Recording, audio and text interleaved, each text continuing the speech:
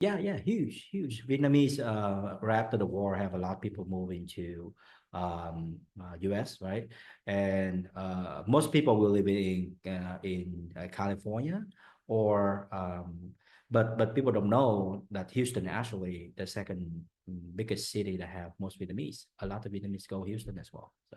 So um but when you oversee, especially when you immigrant a student, you want to learn about the culture. Mhm. You want to open yourself Yeah. and be connected with other people. And for me, right, if you've been in Stillwater, you will notice it's a small college town, and you see a lot, not many Asian there, right? You see a lot more Caucasian people, but very nice. I mean, like people, they're very nice. I still remember I go to Walmart, the only thing that in the city, in the Stillwater, in the town, and people still smile each other and still waving hand. I love it, right? You don't have that in the big city. No, Yeah. you don't. So next, I think I found this on LinkedIn. It's something called Head of Electronic Initiatives Committee. Oh, yeah. What is that about? Well, so that's basically a okay. So there are a few things going on there, right? So that's one is more like a volunteer work that I did during my work at my company, National Oil. So in my early day of my career, I always try to take initiative to do something, and only try to use my strength to do something. So that's one is more supporting the community fundraising event. I'm in charge of the more like a computer website thing. Yeah. And then next, so one of your first jobs, you worked at something called National Oil World Vorco. Is that like an oil world company, or like so you have experience like working the oil, not oil field, but like working for oil company. Yeah. So right after college, they come to the campus and recruit. And basically, I was in a part of their they call next generation leadership programs. So you did business development for them, marketing. Yes. So these are rotational programs. Mhm. So every 3 months you rotate different things. Okay. Okay. So I stopped doing marketing. I do computer related because my background is double major in Mhm. marketing and computer software. So I do a bunch of marketing, a bunch of IT related work. But after that one, they track me at the full time, right? And that basically doing marketing, Mhm. but I do more technical marketing. Mhm. So my career path will only be go from the guy that in between business and technology. Mhm. I'm always be the guy right in the middle, understand both sides, right? So my whole career track is start more technical, go into more marketing related. So do a bunch of event in the past, travel quite a lot as well, and then go into more business strategy. And I got my master from UT, and I go into the whole career about strategy planning, entrepreneur, product development, right? Yeah, that's whole track, right? So what did you learn from marketing in that job that's helping you with marketing at your startup right now?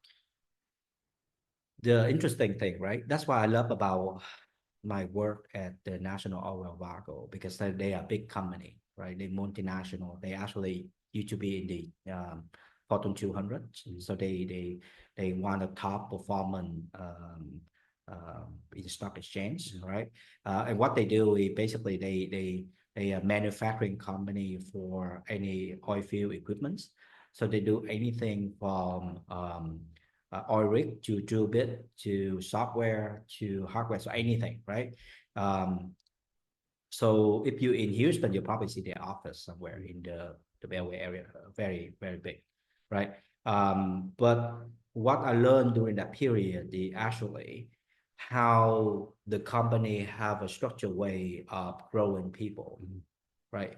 Because in oil field, they have a challenge of recruiting people, Mhm. like develop the next generation of leadership, and the way they structure it. And I think that transfer to what I'm doing now.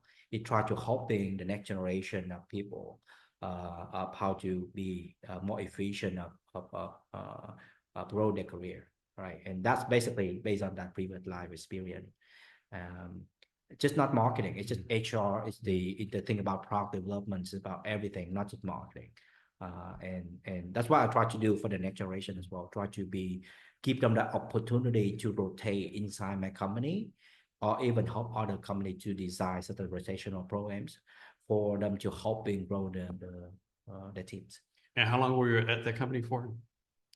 I think I left the company roughly about what 12 years, something like that. So So you were there for 12 years? yeah, so that's why I'm a company man. That's why I feel like a lot of people nowadays they don't do that long career track anymore. Yeah, But those days are long gone, especially in the States. long Yeah. gone. Yeah. So, but I feel like but the interesting part about it is when you work for a big company enough, that they do have certain career track. Mhm. So I consider myself in the like a high potential. Yeah. So that's why every 3 years I have a tendency to go to a promotion, Yeah. right? But you have to plan ahead. Mhm. So even that long period, I do a lot of things. I do from marketing uh to business strategy, to involve a bit of M&A, do a product development, sales and operation. I do basically everything, right? Yeah. So it's quite I just it's funny like nowadays when companies complain about people leaving after 1 2 years, like don't forget you laid off half your workforce 2 years ago. correct. Don't forget you got rid of everybody's pension plans half 2 years ago. Like Yeah. it works both ways, I think. So don't be surprised when your people like roll out for a better job. Yeah. And I feel like nowadays I think it's the employee because we work in HR field, right? So I feel like it's both sides. It's the employer and employees. Mhm. It's own way the market driving it both Yeah. sides, right? I think in the past, people have a tendency to stick longer Mhm. because they have that's the way that they can have a more sustainable Yeah. lifestyle and take care of their family when the insurance 401k all this stuff All more this stable. security stuff. Yeah. Correct.